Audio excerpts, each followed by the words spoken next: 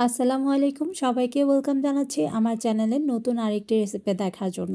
আজকে আমি আপনাদের সাথে শেয়ার করব গন্ধ দূর করার টিপস সহ সুস্বাদু খাসির মাংস রান্না করার সহজ একটি রেসিপি। আজকের রেসিপিটা ফলো করলেই যে কেউ খুব সহজে কিন্তু এই খাসির মাংসটা রান্না করতে পারবেন, তাও আবার একেবারে গন্ধমুক্ত। খাসির মাংস রান্না করার জন্য এখানে আমি 1 কিলো পরিমাণ খাসির মাংস নিয়েছি। মাংসগুলোকে খুব ভালো করে ধুয়ে পরিষ্কার করে নিয়েছি। এখন এর মধ্যে দিয়ে দিচ্ছি 1 কাপ পরিমাণ পেঁয়াজ কুচি। পেঁয়াজগুলোকে আমি একটু মোটা করে কেটে নিয়েছি। দিয়ে দিচ্ছি 2 টেবিল চামচ পরিমাণ হলুদ মরিচের গুঁড়া। দিয়ে দিচ্ছি 1 টেবিল চামচ পরিমাণ ধনিয়া গুঁড়া। এখন দিয়ে দিচ্ছি 1 টেবিল চামচ পরিমাণ লবণ। লবণটা আমি পরে টেস্ট করে আবার অ্যাড করে নেব। দিয়ে দিচ্ছি 2 টেবিল চামচ পরিমাণ আদা রসুনের পেস্ট। এখন দিয়ে দিচ্ছি 1 টেবিল চামচ পরিমাণ গরম মশলার পেস্ট।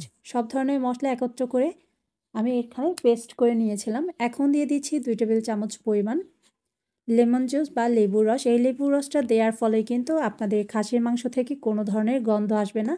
যারা গন্ধ আসে বলে খাসির মাংস খেতে পারেন না, তারা এইভাবে খাসির মাংসটা রান্না করে দেখতে পারেন।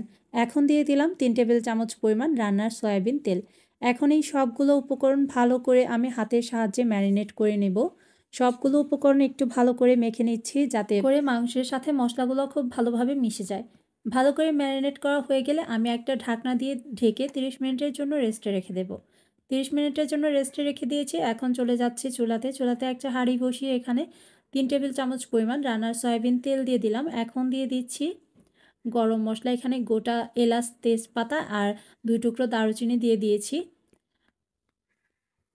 তেলের সাথে মশলাগুলোকে একটু ভালো করে ভেজে নেব। যখন খুব সুন্দর একটা স্মেল আসবে মশলা থেকে, তখন এখানে আমি অ্যাড করে দিচ্ছি ম্যারিনেট করে রাখা খাসির মাংসগুলো। মাংসগুলো দেওয়ার পর আমি খুব ভালো করে গরম তেলের সাথে মাংসটাকে মিশিয়ে নেব।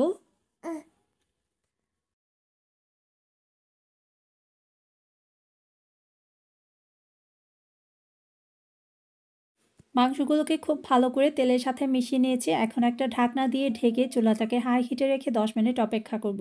ফিরে আসছি 10 মিনিট পর, ঢাকনাটা তুলে নিচ্ছি। দেখতেই পাচ্ছেন মাংসতে কিন্তু অলরেডি অনেক পানি চলে এসেছে। আমি কিন্তু একদম পানি অ্যাড করি নাই মাংসতে। আর এই পানিটা দিয়ে কিন্তু এই মাংসটা পুরোপুরিভাবে কষানো হয়ে যাবে বা সেদ্ধ হয়ে যাবে।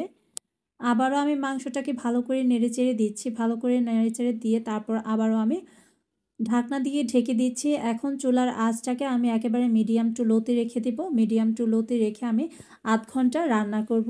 ফিরে আসছি আধ ঘন্টা পর, ঢাকনাটা তুলে নিচ্ছি। দেখতেই পাচ্ছেন মাংসটা কিন্তু আমার খুব ভালো করে কষানো হয়ে গেছে। মাংসটা একদম গলে গিয়েছিল। এখন এর মধ্যে আমি পানি অ্যাড করে দেব। আমি এখানে 1.5 কাপ পরিমাণ কুসুম গরম পানি অ্যাড করে দিচ্ছি।